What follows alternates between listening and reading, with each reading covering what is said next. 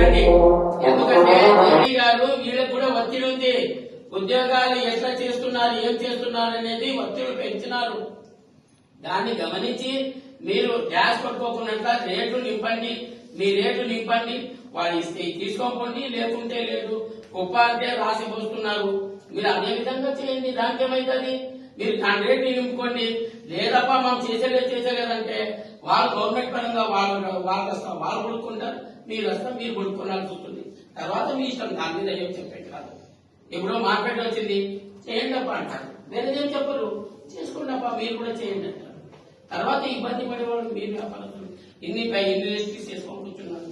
ఈ రోజు పత్తి చెనికలు రాబడి లేకుంటే ఇప్పుడు మా పత్తి 9 నెలలు సీజన్ నడుస్తుండే ఫ్యాక్టరీలు, ఈ రోజు 4 నెలలకే అయిపోతా ఉంది సీజన్. ఎందుకంటే అయిపోయి ఎక్కడెక్కడ ఇండస్ట్రీ చాలా అయిపోయినాయి.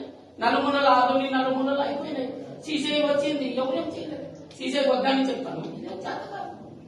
ఆ విధంగా కాకపోతున్నట్ల